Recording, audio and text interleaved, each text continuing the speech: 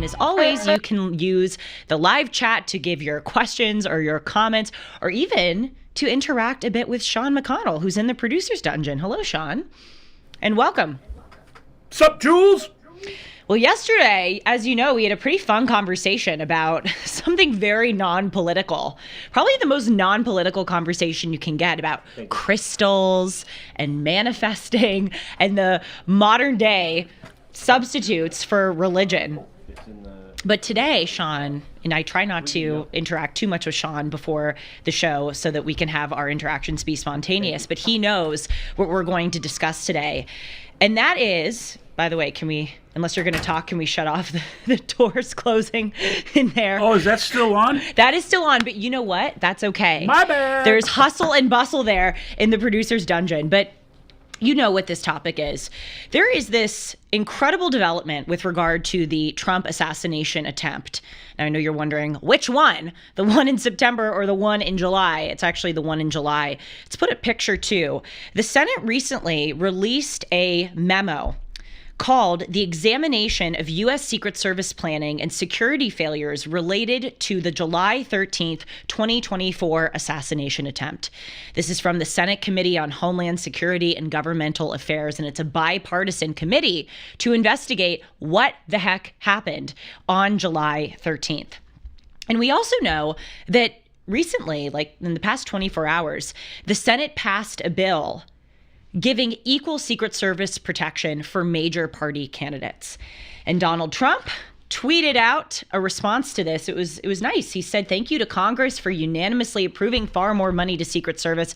0 no votes, strictly bipartisan. Nice to see Republicans and Democrats get together on something." Certainly true. That is a great development, but I want to zero in here to what this bipartisan memo was saying, because it's a 91-page document that they just released. And I have actually read through most of it last night and this morning. And it is something that I think that every American ought to know. At this point, of course, what they're doing is just compiling data. They're compiling evidence and responses from various people who were there. This memo is focused very much on Secret Service and law enforcement. And so they're asking the various Secret Service agents and the various law enforcement agents what the communication was like leading up to that day and on that day. And what you will see, and again, it's hard to kind of compile an exact narrative or give an affirmative thing that went wrong that contributed to that assassination attempt, because we're still in the evidence gathering stages. But what you will see is that there was a spectacular amount of failures, not just on the day, but leading up to that day, that made that assassination possible. And this is exactly what they say. They say that there were security failures that were, quote, foreseeable, preventable, and directly related to the events resulting in the assassination attempt. We're going to be looking right now at 7 of them, and you will just be blown away as to how intense they are. But first, I want to play for us a video again of that day. It's not something that we would love to relive. Of course not. It's terrible. But let us not forget just how awful that event was. Video 1. And you know, that's a little bit old, that chart. That chart's a couple of months old. And if you want to really see something that's said, take a look at what happened.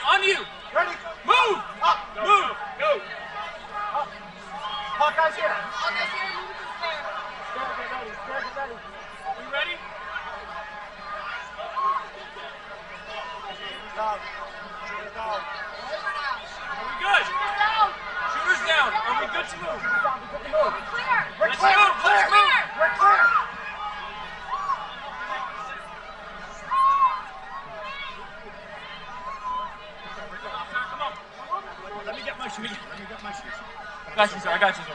Let me get my shoes. Hold on, your head is bloody. So we gotta move to the that. bus. Move to the bus. Let me get my shoes. Watch out.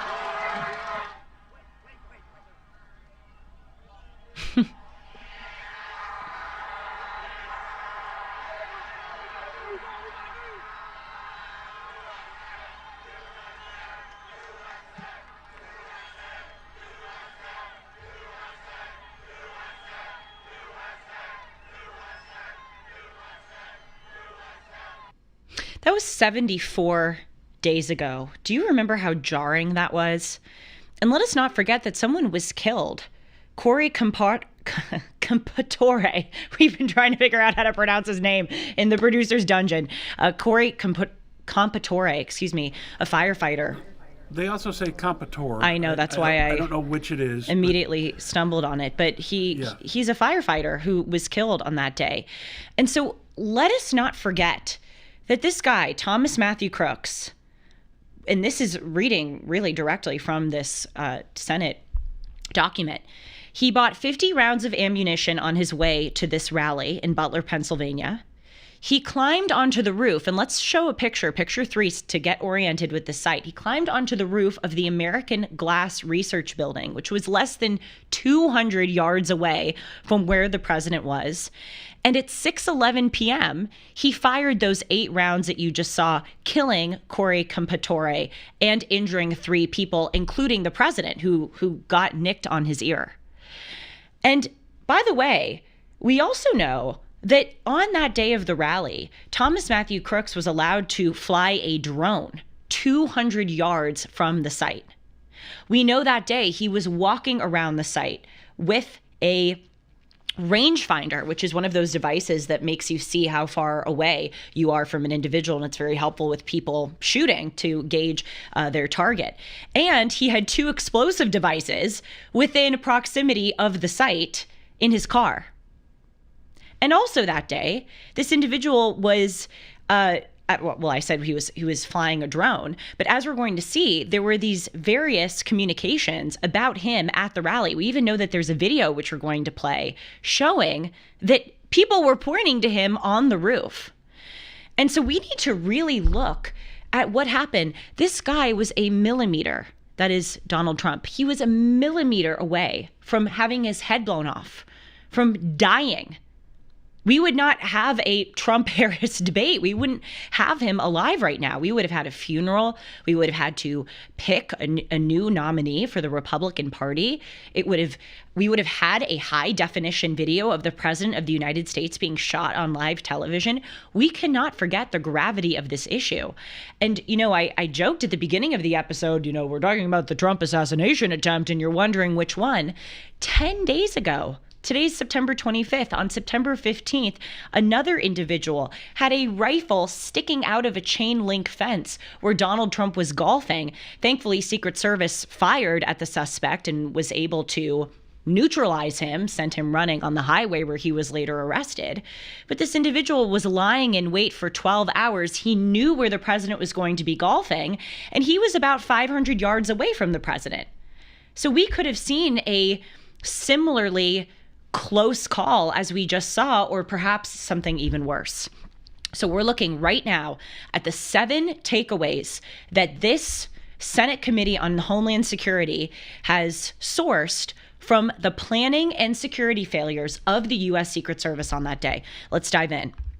Here's the first one, which in and of itself is staggering. The Secret Service were notified of, quote, credible intelligence of a threat.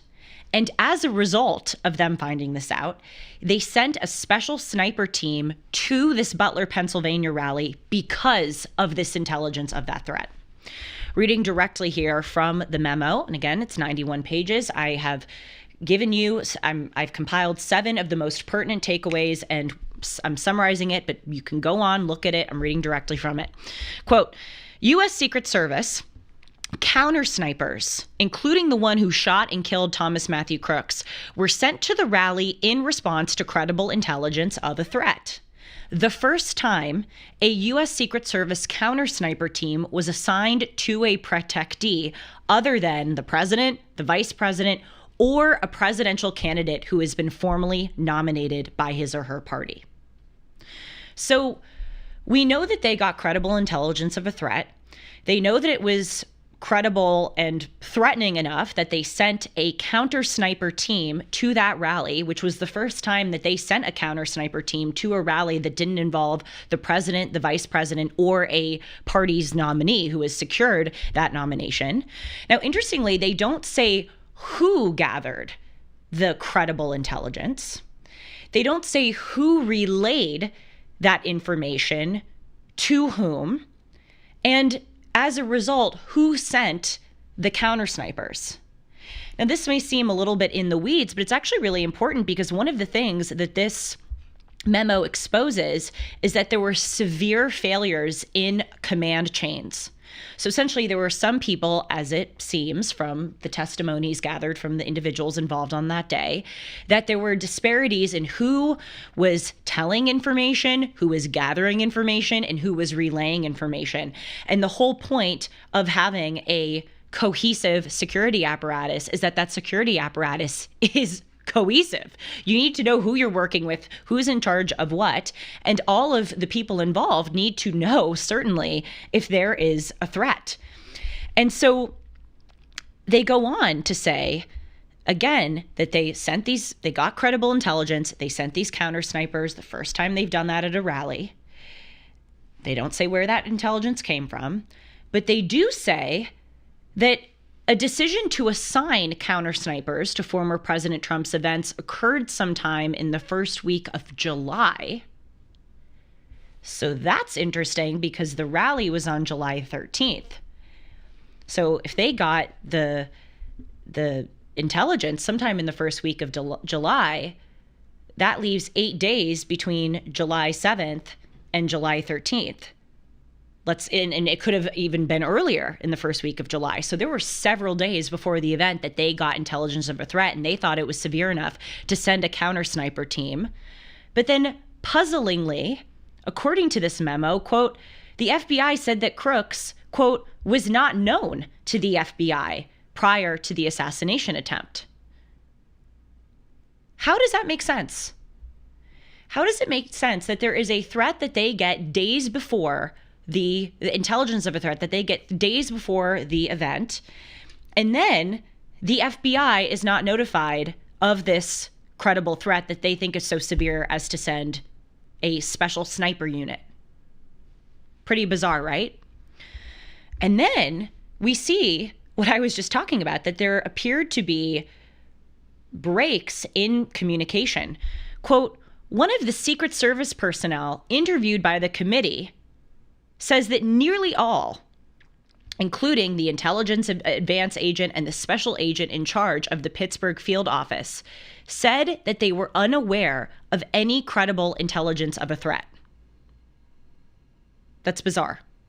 That is very bizarre that of those Secret Service personnel, nearly all of them said that they were unaware of credible intelligence of a threat. So again, at the beginning of the episode, what I was saying is this was only 74 days ago. This memo that was published by the Senate Committee on Homeland Security is gathering all of these testimonies. And what I'm trying to do is summarize them for you and point out holes here and go, well, this person is saying this and the FBI is saying they didn't know. And it doesn't make sense. We're already on number one. They get credible intelligence of a threat in the first week of July. They believe that it is threatening enough to send counter snipers, which they usually do not send to rallies like this. The FBI, though, didn't know about this, about Thomas Matthew Crooks. And then the Secret Service agents interviewed by the committee said that they were unaware of the credible intelligence of a threat. So who is sourcing this credible intelligence? Who is communicating with whom? And who is in charge of deciding that there needs to be another sniper team? Wouldn't that be something that the Secret Service personnel, as mentioned, the intelligence advance agent, the special agent in charge, don't you think they would know that? If they have a counter sniper unit on their team that they usually don't have, and they're saying that they were unaware of credible intelligence of a threat? Weird.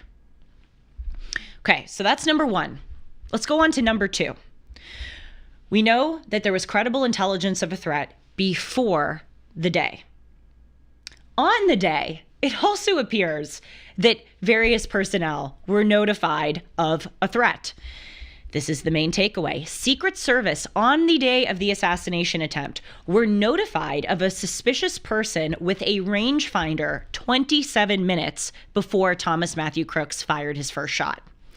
Reading here directly from the memo, U.S. Secret Service personnel were notified of a suspicious person with a rangefinder. Again, that is the device that shooters use to gauge how to accurately hit their target. They were notified of a suspicious person with a rangefinder around the American Glass Research Building. Let's put up picture 2 again. That's the picture of the site. Around that building, approximately 27 minutes before the shooting. So at 5:44 p.m., Thomas Matthew Crooks fired at 6:11 p.m. They say in this memo, at 5:44 p.m., the report was relayed to the U.S. Secret Service security room and U.S. Secret Service counter sniper team leader. Again, the counter sniper team is that team that was specially assigned to this rally because of the purported credible intelligence of a threat that they got during the first week of July. So 27 minutes before, that report was relayed to the Secret Service security room and the counter sniper team. And shortly after, United States Secret Service personnel, including those counter sniper response agents, engaged in an on-the-ground effort to locate the individual.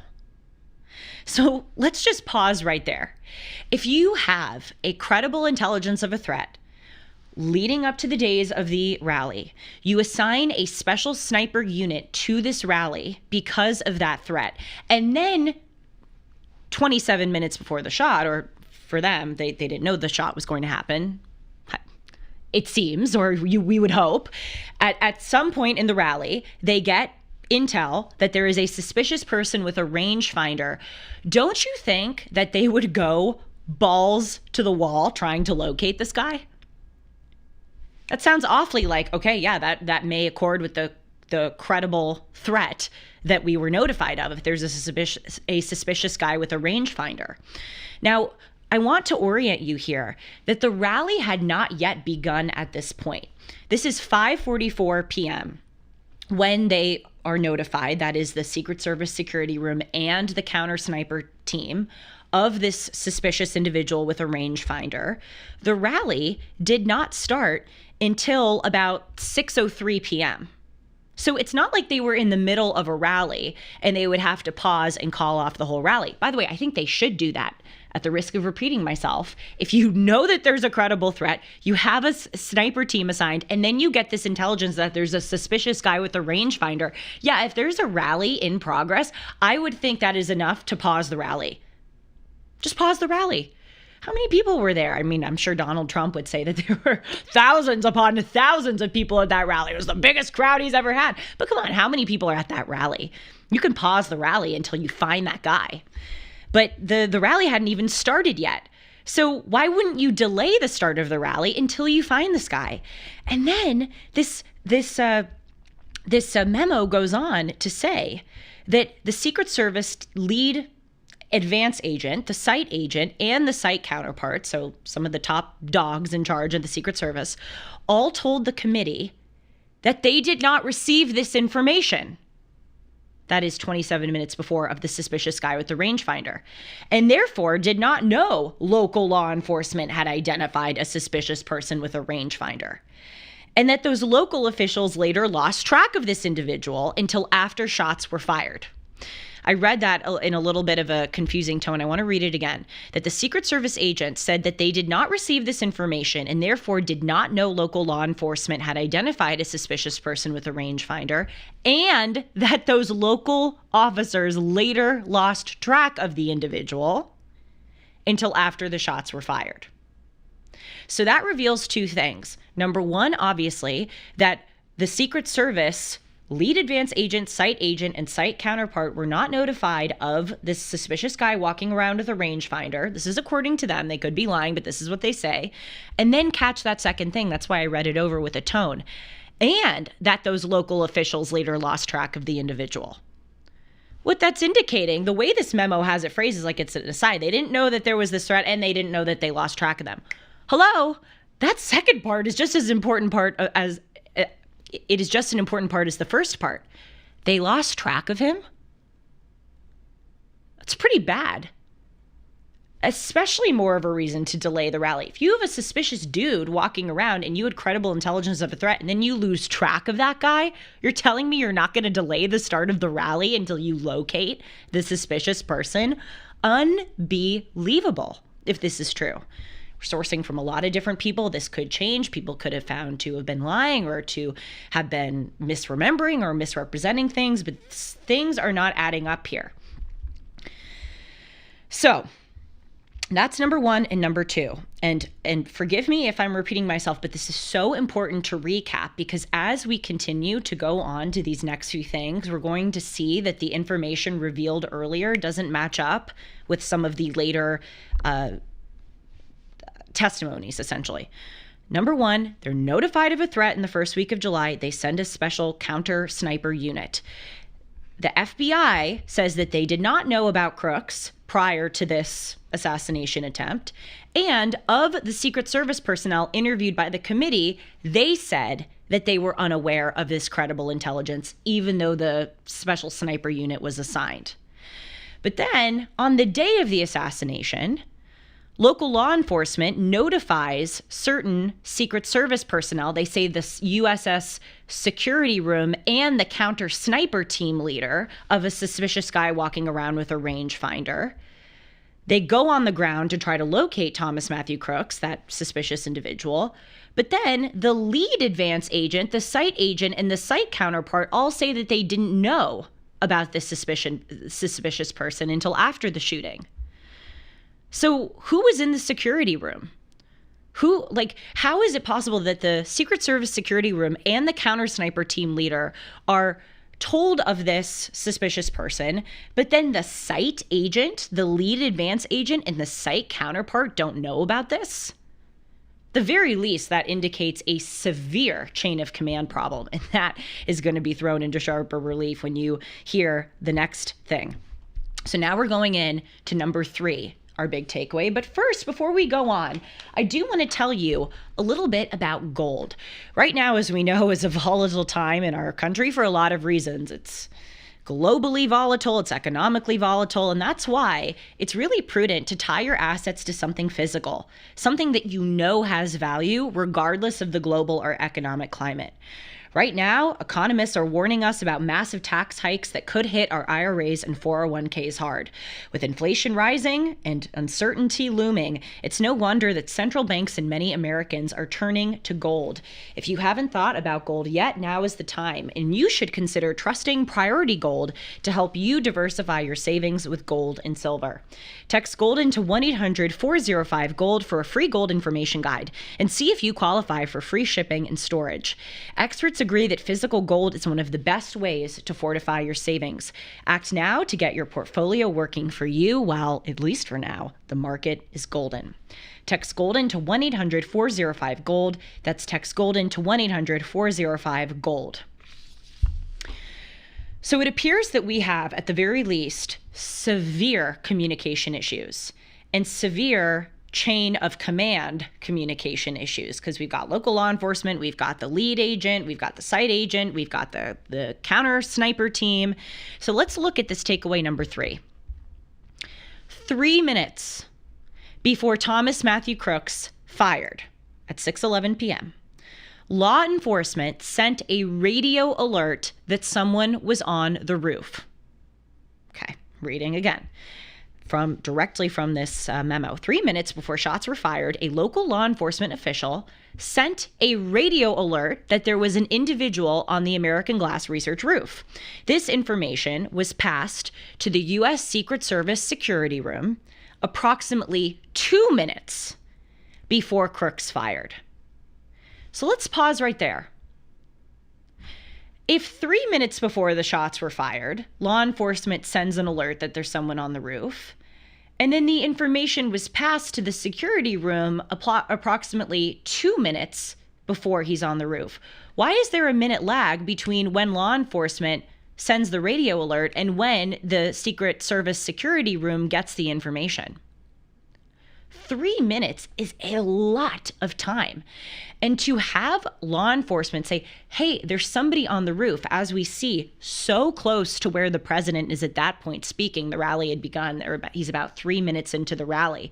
We have to remember, when Thomas Matthew Crooks fired those shots, it was about 7.5 minutes into the rally.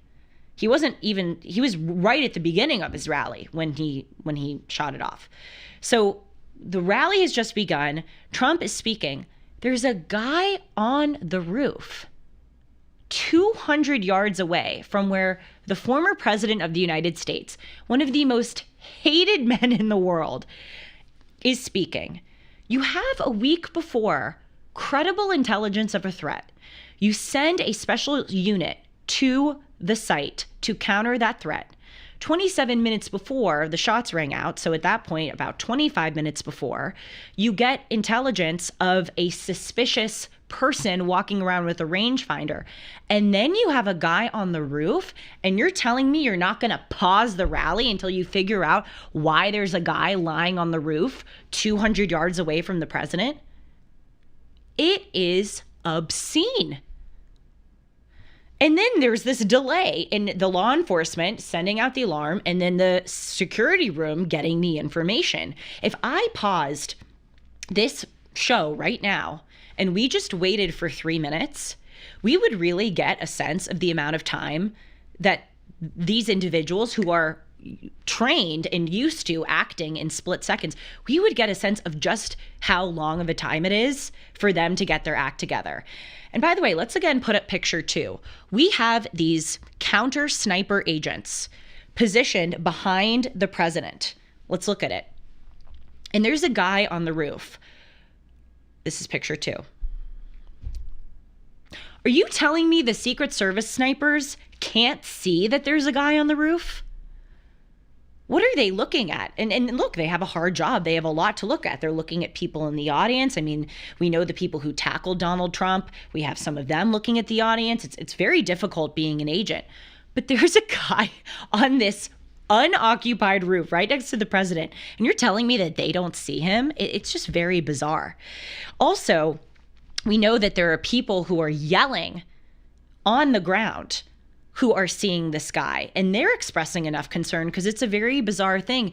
And you're telling me in those 3 minutes that they didn't think to do anything? Let's play this video that's been circulating. It's everyday individuals at the rally who don't have any kind of expertise in this sounding the alarm. Look, they're all pointing. Atlantic, maybe the Pacific. Yeah, someone's on top of the roof. Look. There he is right there. Right there, see him? He's laying down, see him? Yeah, he's laying down.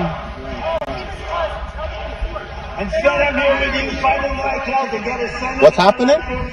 And to make sure we take back the White House, because if we do, we're going to make America better than other people. We're going to make it. Yeah, look. And it's There he not is. easy, because we have millions and millions of people in our country that shouldn't Yeah, be that there. doesn't look suspicious at all, right? Criminals. We have criminals. He's We on have the roof. He's drug right. dealers. We have people that Right should there, not be here. right on the And roof. It's much tougher than it happens. You went right on the roof again. Up here. By the way, I've been tracking what Trump was saying because, again, this testimony is that law enforcement alerted Secret Service in the or sent out a radio alert. 3 minutes before the shots were fired, a local law enforcement officer sent out a radio alert that there was someone on the roof. I was tracking what he was saying in that video. You can hear Donald Trump is saying in the speech, you know, we have millions and millions of people. And that is about 5 minutes into the speech. And then the Thomas Matthew Crooks fires his shot about 7.5 minutes into the speech. So that actually accords with the testimony. So it appears that at that moment, when that guy is slithering onto the roof, that is the moment when the local law enforcement sent out the radio alert that there was an individual on the roof. But this information was passed to the security room 2 minutes before the shots were fired. So there was a minute lag. We also know that, and this is my takeaway number 4, that there were 2 separate communication centers between local law enforcement and Secret Service. And there were communication issues between those 2 centers. So this document says that, quote, there were 2 separate communication centers at the July 13th rally, one run by U.S. Secret Service and one by local law enforcement. And local law enforcement and the U.S. Secret Service operated on separate radio channels. How does that make sense? Don't you think they should have a common radio channel? I can understand having separate ones, but you're telling me that there's not a common channel between local law enforcement and then U.S. Secret Service? Maybe that's why there was a delay. And that's a full minute. I mean, he could have fired the shot off in that minute. Maybe that's why there was a delay between when law enforcement sent out the radio alert and then when the security room actually got the information. Then this document says that these 2 communication centers, one law enforcement and one Secret Service, are about 120 to 300 yards away from each other. And ready for this? Quote, the primary means of communication between the posts was by cell phone. So they say the primary methods of communication, maybe they do have a radio, maybe they do have walkie-talkies, maybe they have like a Slack channel, protect the president Slack channel, or someone writes, hey, we see this suspicious guy on the roof, but they're saying the primary means was by a cell phone. So you're telling me, and I'm speculating here, the only information we know is that this radio alert was sent by law enforcement. There was a minute lag between when the Secret Service security room got the information. There are 2 separate communication centers, one for law enforcement and one for Secret Service. They operate on separate radio channels, and that the primary means of communication between them is a cell phone. So is it that once law enforcement saw that guy on the roof, they had to call on the cell phone to a Secret Service agent in the security room to let him know?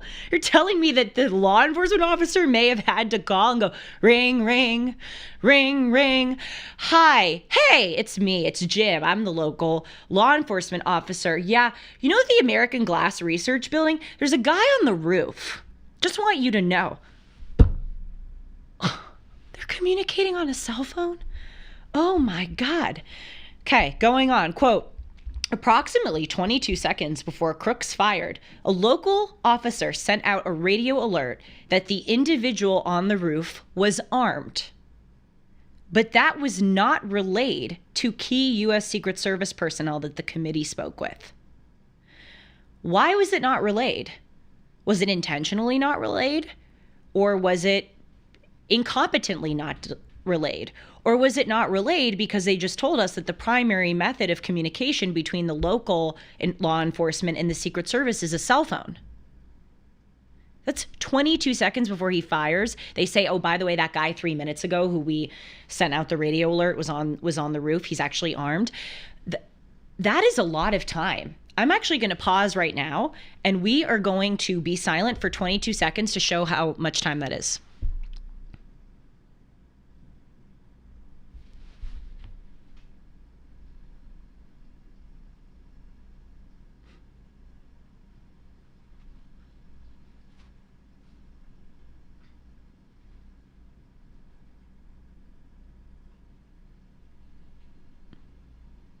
Okay, so you get this alert that the guy is armed, okay? This local law enforcement sent out a radio alert 22 seconds before Crooks is fired. It appears as though he's not sending that out to the Secret Service. It appears as though he was sending it out to another law enforcement official because it says that was not relayed to U.S. Secret Service personnel.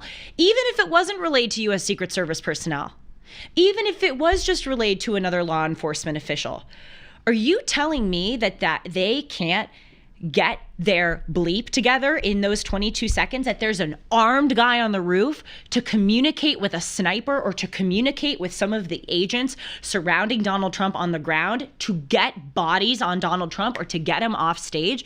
You're telling me in those 22 seconds they can't figure it out? If it is true that they couldn't get it in time because they're literally operating on a cell phone, then heads need to roll in the Secret Service and law enforcement protection apparatus, because that is such child play. Then they say all of the local channels, this is so weird, were recorded on July 13th. but U.S. Secret Service radio transmissions were not recorded. It's a little shady that the local law enforcement channels were recorded, but the U.S. Secret Service ones were not. Could be a one-off, could be something bizarre. Melania Trump thinks that it's something bizarre. Let's play video 5. Attempt to end my husband's life was a horrible, distressing experience. Now, the silence around it feels heavy. I can't help but wonder, why didn't law enforcement officials arrest the shooter before the speech? There is definitely more to this story, and we need to uncover the truth. Completely fair statement. In the first week of July, they get information of a credible threat. It is so credible or deemed to be enough of a threat that they send a special counter sniper unit to the rally. The FBI doesn't know about Thomas Matthew Crooks, they say during that time. And then several U.S. Secret Service personnel who are different from the counter sniper unit said that they were not made aware of the credible threat. But then on the day of the assassination, 27 minutes, assassination attempt, forgive me. Thank God it was only an attempt. On the day of the attempt, they're notified of a suspicious person with a rangefinder 27 minutes before the first shot gets out. This information is relayed to the U.S. Secret Service security room and the counter sniper team leader. They go on the ground to try to find this individual, but then they lose track of him. The rally starts 3 minutes before Crooks fires the shot, so about 4 minutes into the rally. A local law enforcement sends a radio alert that there's a guy on the roof. It takes a minute for the U.S. Secret Service security room, who knew about the suspicious guy 27 minutes before, to get this information. And then 22 seconds before Crooks shoots, a local law enforcement officer sends another radio alert that the guy is armed. And you're telling me that all these people couldn't get their act together with all of that information to get the president off the stage or to get him protected? Here's another big thing. This is number 5. Local law enforcement raised concerns that they didn't have the manpower to secure the American Glass Research Building 2 days before the rally. Now, I don't have any training in law enforcement or in security, but, if I were doing a little reconnaissance mission on where the president would be giving a speech, I would sure as hell want to know that I had a person up on that roof, or that roof would be completely empty before the rally.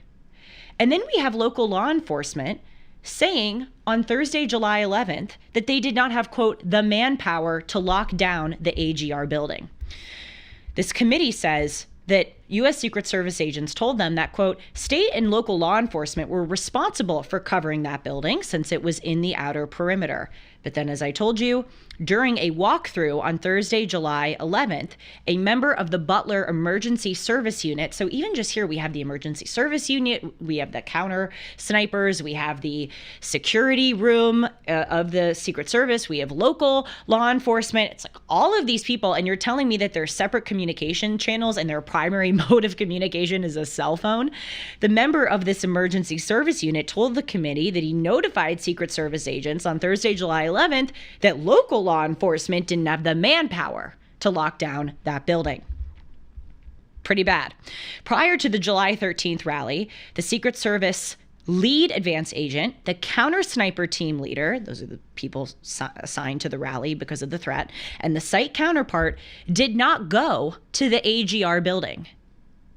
None of the Secret Service advance agents shared planning documents with state or local law enforcement or requested state or local operational plans.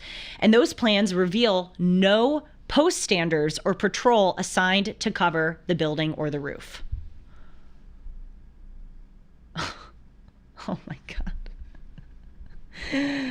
Makes total sense, right? Very intuitive. You also remember the Secret Service director, Kimberly Cheadle, under testimony, said that because the roof was sloped, that they thought it would be a safety factor to put a sniper on that roof. Well, even though when you look at the footage of the actual counter snipers, they're on a sloped roof. Now, she's since been expunged, but that's just, what? That also doesn't quite accord with what the testimony says. I mean, they could have looked at photos of the sloped roof. She could have, to determine that it wasn't safe for her agents to be on there. But reading again, it says that prior to the rally, the Secret Service lead advance agent, counter sniper team leader, and site counterpart didn't go to the building. None of the Secret Service advance agents shared planning documents with state or local law enforcement or requested state or local plans. So it just doesn't, there could be other agents. I mean, I don't know how many security teams they have. She testified that, so the decision was made to secure the building from the inside. Wow. Yeah. Because the inside is the problem. Yeah, but the big takeaway, despite all these details, is that that is the state and local law enforcement, said that they did not have the manpower to secure that building. So that means they identified the building as something that would be important, but they said that they didn't have the manpower to do it. And in response, none of the Secret Service advance agents followed up on that. Not good. Two more, and these two are so interesting. Number 6, several United States Secret Service officials were experiencing technical problems with their radios at the rally and told the committee that such problems are common for the United States Secret Service. Oh, great. A United States Secret Service Hercules 1 counter sniper, again, the person who was put on the team for that day in response to the credible threat discerned in the beginning of July. This counter sniper was offered a local radio on July 13th. I'm not sure what local radio means, or like communicating with local and state law enforcement officials. I'm not quite sure. But he was offered this radio on July 13th. But he said he didn't have time to pick it up because he was occupied fixing technical problems with a United States Secret Service radio. Oh, so that makes sense, actually. That makes sense that the other radio would be a radio to communicate with local and state law enforcement, or at least to overhear what they are saying. He was offered this radio, but then he said he didn't have time to pick it up because he was fixing another radio. First of all, why is he in charge of picking it up? I hereby volunteer to distribute radios to all the snipers. I want the sniper up there focusing on his job. I don't want the sniper going and getting his radio, like running errands. It's absurd. But then he says he didn't. It's like it's a truly bizarre story. He doesn't have time to pick it up. Why are you picking it up in the first place? Because you're occupied fixing your current Secret Service radio that doesn't work? Ay, ay, ay. And then this is crazy. Remember that person I was talking about? The United States Secret Service special agent in charge? Sounds like a pretty high role. He or she, I think actually it's a she, is a United States Secret Service special agent in charge of the rally. Guess what? This special agent in charge didn't have a radio for the entire time at the rally. Quote, in addition, at the Pittsburgh airport before the motorcade left for the rally, the United States Secret Service special agent in charge of the Pittsburgh field office gave the lead advance agent his radio, it's a he, because the lead advance agent's radio was not working. Okay, so that's really bad that this lead advance agent's radio is not working. As a result, because the special agent gave the lead advance agent his radio, the special agent in charge did not have a working radio on him during his entire time at the July 13th rally. This means, reading directly from the document here, he did not have any means to communicate on the radio with his U.S. Secret Service counterparts. Oh my gosh. This is so bad. This is so bad. And then, so we know the radios aren't working. The special agent in charge doesn't have a working radio for the entire time of the rally. Here's our final one, number 7. United States Secret Service counter unmanned aircraft systems, that's their drone systems, quote, experienced technical problems and was inoperable until 4:33 p.m. after Crooks flew his drone near the rally site. Remember, that day he flew his drone around to get like a reconnaissance mission of things that were going on. Reading here from the document, quote, with no backup system, the U.S. Secret Service agent responsible for overseeing the Secret Service drone system, the CUAS, capabilities at the July 13th rally called a toll-free 888 tech support hotline to start troubleshooting with the company, which took several hours. That agent only had 3 months of experience working with that equipment and lacked knowledge about it. So their drone system is having technical problems. It's inoperable. They don't have a backup system. And as a result, one of the Secret Service agents is on a hotline with the company trying to troubleshoot. This sounds like it sounds like child's play. We got the local and state law enforcement. They're talking on a cell phone. The drone doesn't work. The radio doesn't work. Hey, I'm the special agent in charge. I'll give you my radio other lead agent because my radio doesn't work, which means I won't have a radio for the entire time. And the only methods of communicating, not the only, actually, the primary method of communicating is with a cell phone. And then the local law enforcement guy is getting on the phone going, hey, there's a dude on the roof near the president. It is crazy. And it really makes you wonder. I mean, I know people say that this is a conspiracy theory, but this is either such gross incompetence that we have a severe, deep problem in our security, or it appears to be kind of allowed incompetence. And one of the main things that is truly bizarre is that the Secret Service radio was not recorded the entire time, whereas the law enforcement radio was. And just if you take away all of the chains of command and you just look at this with common sense, are you telling me that those snipers didn't see this guy on the roof? Are you telling me that local law enforcement can't climb? I mean, I know if the guy's armed, maybe they can't climb on the roof, but they can't communicate with somebody near the president to tell the president, to tell the agents surrounding the president to get on him. Like, are you telling me really that this accords with common sense? It just doesn't make any sense, Sean. Well, if I remember correctly, there was a police officer that tried to climb on the roof, and Crooks pointed his gun at him, and he retreated. That's right. I believe that happened. Yep. Also, all due respect to Corey Campitori, who died, and President, who was shot in the ear, there were 2 other men who were critically injured in this that never get talked about. True. David Dutch, 57, and James Copenhaver, who was 74, both Pennsylvanians. So what are we saying, Julie? We went through all of this. It sounds kooky. Are you saying there was intentionality? I have speculation, yes. And I think there's cause to have speculation. I don't think that this accords with common sense. I'm not saying affirmatively that there was an inside job. I do speculate that there was an inside job. Because again, it literally doesn't accord with common sense. There is a guy on the roof. He has a gun. People are yelling.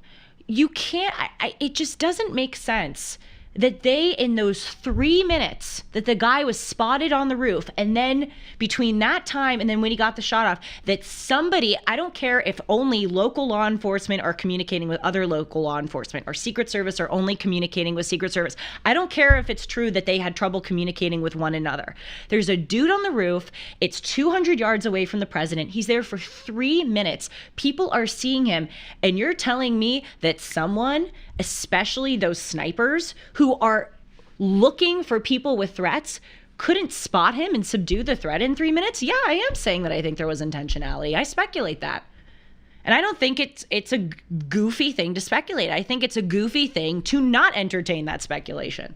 What do you think?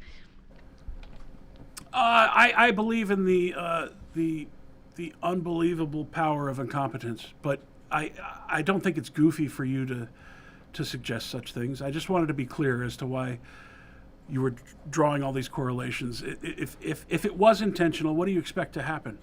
Well, I want to make something clear. You know, throughout this whole analysis, when I'm asking these questions, none of that was like to hint at some kind of inside plan. It really was to ask questions, because it could just be severe incompetence. It very well could be. And these questions need to be asked. Why is it the case that they're communicating primarily with a cell phone? Why is it that some people got credible intelligence of a threat, but then others didn't? Why is it that it took a minute for the security team of the Secret Service to get that information that the local law enforcement had relayed about the guy on the roof? These are questions that are relevant to both. They're relevant for the incompetence factor, and they're relevant for the inside job factor. And by the way, it could be both of those things. But it is not goofy to entertain that it was an inside job. It really is not. I want you to answer this question. How do you think that the snipers didn't see this guy on the roof? What do you make of that? According to the footage, they took him out rather quickly. It was one shot. He's on the roof for 3 minutes. Are you telling me that the snipers or the agents on the ground didn't see him? I don't know. It looks from the angle from where they are, there could be a tree there that he could have been laying on a slope, and it was hard to see unless he crept up over the edge. I don't know. I just know when it came time to shoot him, they were rather quick in expelling him. Right, after he got a shot off. Yeah. That's an important thing to note, and I have great respect for law enforcement. It's an extremely difficult job. As I said, they're looking everywhere for threats, but this just seems incredibly bizarre. And there's a video that I want to play for you from this sheriff. He's William Snyder. He's the Martin County sheriff. He was giving a statement in response to the second assassination attempt on Donald Trump. That's the one 10 days ago on September 15th at the Trump International Golf Course. It's when Ryan Ruth was lying in wait. He had an AK-style rifle pointing out of a chain link fence where the president was golfing. He's about 500 yards away, between 300 and 500 away from the president. And then thankfully Secret Service spotted him and neutralize the threat before he could get a shot off at the president. But this individual, William Snyder, the Martin County sheriff, he's had 48 years of public service. He was serving in the Miami Police Department for 20 years, 13 years in the Martin County Sheriff's Office, and then he actually served in the Florida House of Representatives for 6 years, and he authored 10 bills relating to criminal justice. So he knows criminal justice. He knows the ins and outs of things like this. I want to play for you what he said after this second attempt. How does a guy from not here get all the way to Trump International, realize that the president, former president of the United States, is golfing and is able to get a rifle in that vicinity? I think that's the question the FBI, Secret Service are laser focused on today. Is this guy part of a conspiracy? Is he a lone gunman? If he's a lone gunman, President Trump is that much safer because we have him. But if he's part of a conspiracy, then this whole thing really takes on a very ominous tone. So why do you think he's saying that? I think he's trying to hint at something there. And it's an extremely important question. How did this guy know that Trump would be golfing that day? Did he have inside information? And these are the same questions that I think one ought to ask about this July 13th event, especially when we saw that so much went wrong. And it really, really, the whole thing, I'm just saying, it doesn't make sense. It doesn't make sense that in the first week of July, they got a credible information of a threat that was so severe enough as to send a special sniper team that they don't send unless it's the president, the vice president, or a secured nominee. It doesn't make sense that on that day, there are people on the ground following a suspicious guy with a rangefinder. You think, why would a guy have a rangefinder? Then they lose track of him. They allow the rally to start. 3 minutes before the shooting, law enforcement sees the guy on the roof. I mean, it just doesn't make sense. Yep, go ahead. We're going to end, but... So, with respect to the Palm Beach incident, yeah, it was reported by the Palm Beach sheriff that it was an AK-47, but it's actually an SKS-style rifle.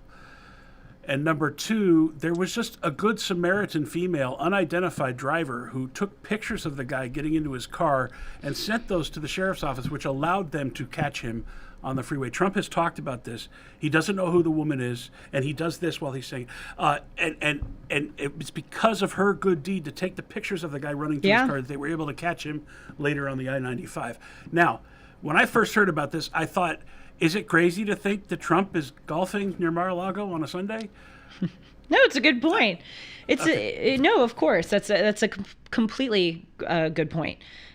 Still, though, I think that the sheriff's question is warranted. That doesn't mean that his suggestion is right, but I think it's warranted because, especially given that 2 months earlier there was an attempt on his life, I would hope that his plans would be clandestine, certainly more clandestine than they are. So let's end with something that Sean actually brought up when we were briefly discussing this before, and it's that it's so true that there just seems to be no outrage about this. You know, recently there was a big outcry over a Supreme Court case. This is actually a few years ago at this point. Remember the wedding cake drama where a wedding cake baker refused to bake a wedding cake that would be decorated for a gay couple? Remember that? And his name was Jack Phillips. That's right. In Colorado. Yeah. That's right. And all these people were outraged because it was ruled that he did not have to bake the cake for the gay couple. People were so upset about that. And I heard someone, I wish I could remember who it was, make an argument that I thought was so apt, where he said, even people who disagree with this, that people who think that the wedding cake maker should have baked the cake for the gay couple, even if they disagree with this, they should support that ruling. Why? Because by that same logic, or by that same standard, someone who would be asked to bake a cake against gay marriage wouldn't have to do that. And I thought that's beautiful. Like that is America, equal standards. Hey, I'm not going to force you to bake a wedding cake for a gay couple if you're against gay marriage, and I'm not going to force you to bake a wedding cake for people who are against gay marriage if you are not against gay marriage. I loved the way of framing that. And I'd like to apply that to this. There's so many people who blindly hate Donald Trump. They're just going to dismiss these two things and go, oh, it's not so important. If there is gross incompetence in the Secret Service, that is something that everybody should care about. We should care about it as Americans, because even if you despise this person, we should care enough. I would be horrified. I would be saddened and horrified if Biden or Kamala Harris were assassinated, or had attempts on them, even though I don't support them politically. So we should care enough because he's a person and because he's a leader in our country who has served us. But especially if you care about keeping candidates safe, you should care about this. It's worse than people just dismissing it. Last week there was a poll, 28% of Democrats wish the attempt had been successful. No, it's sickening. It is sickening. I swear on my life, if someone took a shot off at Kamala Harris or Joe Biden, I would be horrified. I would not wish at all for them to be harmed in any kind of way. That is so despicable. But let's play this debate clip. Sean brought it up. It's so important because this would have been such a good moment for the Democratic Party and for Kamala Harris to really kind of set the record straight and go, there is no place for political violence in this country. They tweeted, they did their compulsory things. But when Trump brought it up in that debate, I think that would have been a really classy moment for Kamala Harris to say, you know what, I am so disgusted that happened to you. I am so sorry. And I want to look the American people in the eye right now and say that no matter how much you hate this man, never try to harm a political candidate. But he brings it up and then nothing happens. Let's play it. Well, let's talk about extreme and understand the context in which this election in 2024 is taking place. The United States Supreme Court recently ruled that the former president would essentially be immune from any misconduct if he were to enter the White House again. Understand, this is someone who has openly said he would terminate, I'm quoting, terminate the Constitution of the United States, that he would weaponize the Department of Justice against his political enemies. Someone who has openly expressed disdain for members of our military. Understand what it would mean if Donald Trump were back in the White House with no guardrails. Because certainly we know now the court won't stop him. We know J.D. Vance is not going to stop him. It's up to the American people. Vice President Harris, him. thank you. Lindsay? Vice President Harris, in your last run for president. This is the one that weaponized, not me. She weaponized. I probably took a bullet to the head because of the things that they say about me. They talk about democracy. I'm a threat to democracy. They're the threat to democracy with a fake Russia investigation we do have a lot that went nowhere. We have a lot to get to. Lindsay? Nothing. Look at her. She just smiles. She just turns and smiles. Very sad. Very sad indeed. Well, I hope that this was helpful to you. And certainly as more information comes out and we're piecing together these puzzling things, I will be covering it. But something I want to cover before you go are covers. That's pretty good. That was like a 7 out of 10. Hey, seriously, MyPillow has all these great products. I use almost all of them. I sleep on my pillows. I sleep on the Giza Dream bed sheets. I use my towels, both kitchen and bath towel, and I wear my slippers. And right now you can get a queen size premium MyPillow for only $19.98. It's made with a patented adjustable fill, and it adjusts to your exact individual needs regardless of your sleep position. It helps to keep your neck and back aligned, and it holds its shape all night long so that you can get the sleep that you need. But that's not all. You can also get their 6-piece kitchen or bath towel sets for only $25. The brand new mattress topper for as low as $69.98, and their famous MyPillow bed sheets for as low as $25, and so much more. Just go to mypillow.com and call 1-800-566-6745 and use the promo code Hartman to get big discounts on all MyPillow products, including, as I said, the premium queen size MyPillow for only $19.98. That's the lowest price ever. Don't delay. Order today and use the promo code Hartman at checkout. Stephanie, our dear listener from Hillsdale, thank you so much for your compliment on my transition. I am very happy with that transition. And now I'm going to transition out of the program, but I hope that you will watch Dennis and Julie this Sunday at 1 o'clock Pacific, 4 o'clock Eastern. It's a really amazing episode about prayer. And you learn something about Dennis. I learned something about him in that episode that I did not know at all about his relationship with God. So please do check that out. And I'll see you next Monday right here on the Julie Hartman YouTube channel for Timeless. Take care. See you soon.